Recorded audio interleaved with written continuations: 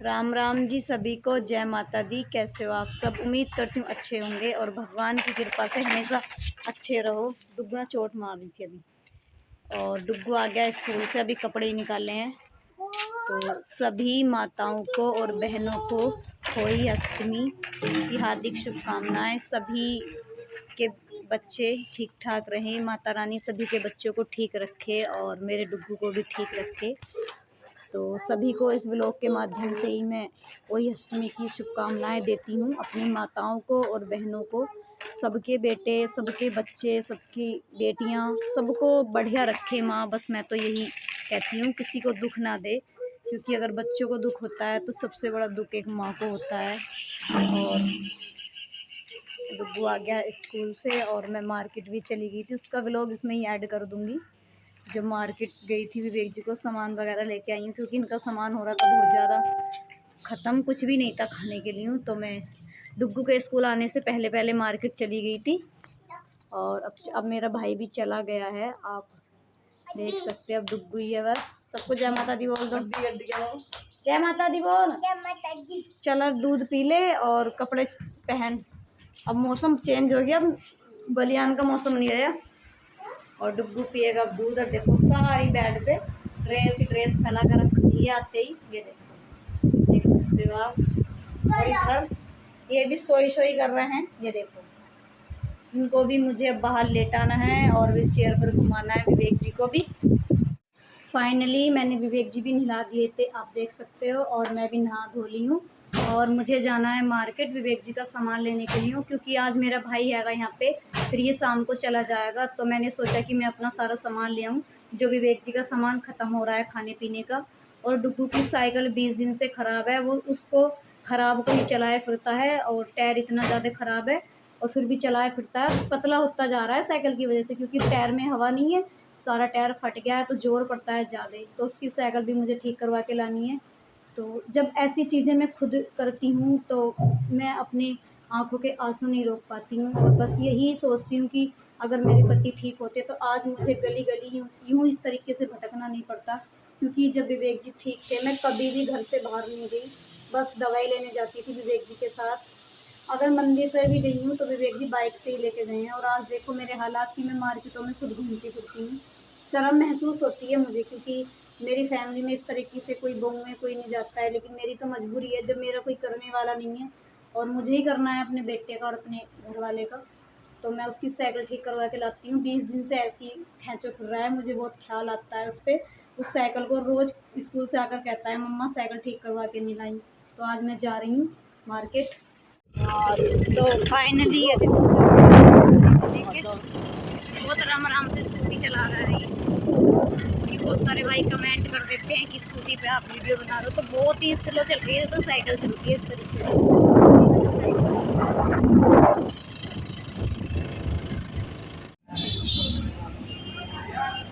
Cycle ही cycle हो रही है इनकी दुकान पर। तो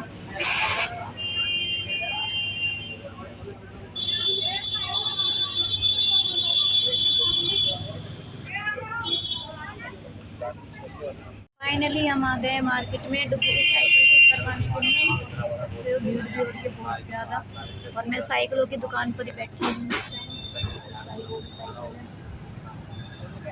बच्चों के खिलाफ वगैरह भी हैं। और यहाँ पर मैं डुग्गू की देखो साइकिल से ही करवा रही हूँ, साइकिल वाले की दुकान पर ही हूँ।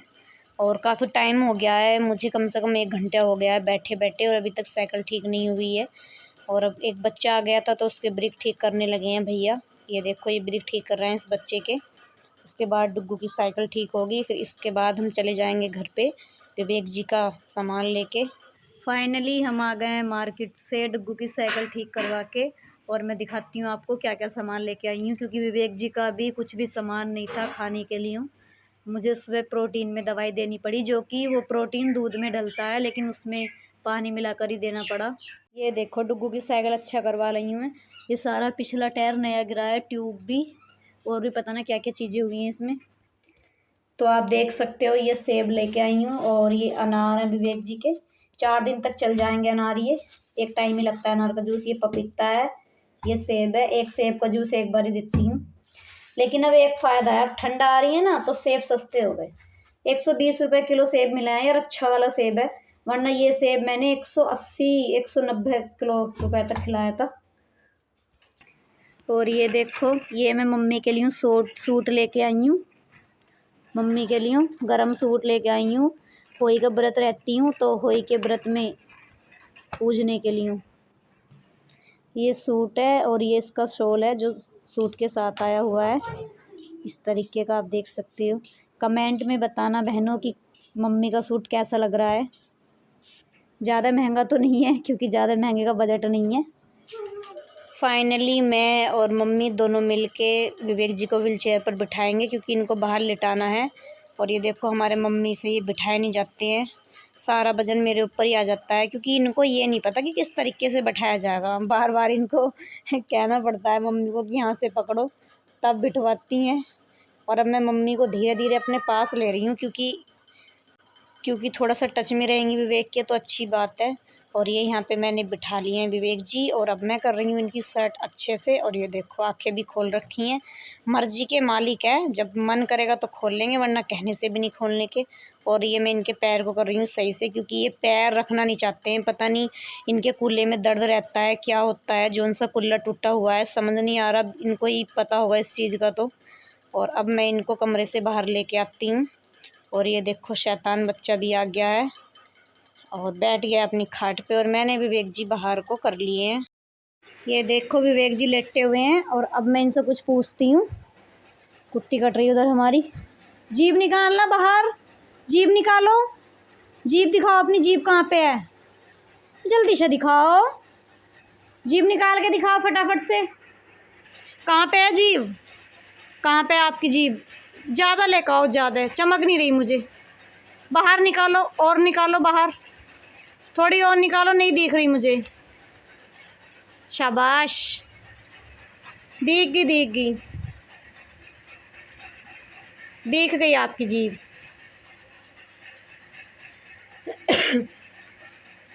खांस के दिखाना, कैसे खांसते हैं विवेक, खांस के दिखाओ आप, खांस के दिखाओ मुझे, ऐसे ऐसे खांस के दिखाओ, खांसी करके दिखाओ। खांसने का नहीं पता, नहीं पता भाई खांसने का। आंखें बंद कर लो, बंद करो आंखें, खोल लो, आंखें खोल के दिखाओ, आंखें खोल के दिखाओ, बस इतनी खोलोगे।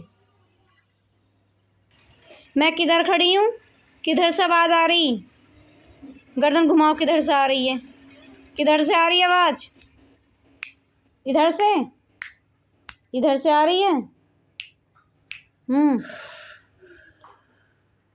जम्भाईली,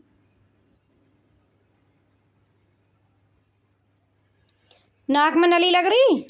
हाँ बोलो, बोलो क्या कहना चाह रहे हो। इतनी बड़ी जीभ बाहर निकालोगे, इतनी बड़ी। अब दिख गई मुझे आपकी जीभ, दिख गई। अंदर कर लो इसको, अब अंदर कर लो, कहना मानते हैं, अंदर कर लो, जल्दी से अंदर करो। कर ली अंदर, ये देखो अंदर कर ली।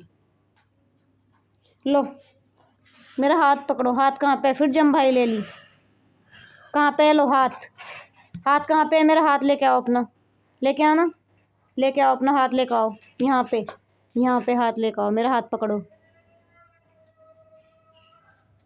डुग्गू सब्जी वाला नहीं है बेटे, बाहर मत जा, हाथ पकड़ो मेरे, इसको छोड़ो, लो यहाँ पे पकड़ो, पकड़ो हाथ, पकड़ो, पकड़ो मेरा हाथ, कोशिश करो, कोशिश करो, कहाँ पे है, ये रहा, लो ये रहा, पकड़ो, पकड़ो, ऐसे पकड़ते हैं, शाबाश, छोड़ दो अब, छोड़ दो, छोड़ दो। ये बताओ मुझे, नेल पेंट कहाँ पे लगती है, नेल पेंट बताओ कहाँ पे लगती है, ये रहा मेरा हाथ, बताओ कहाँ पे लगती है नेल पेंट, बताओ कहाँ पे लगती है, यहाँ पे, यहाँ लगती है, ये देखो बता रहे हैं, यहाँ लगती है नेल पेंट, देखो। और चूड़ियाँ कहाँ पहनते हैं, चूड़ियाँ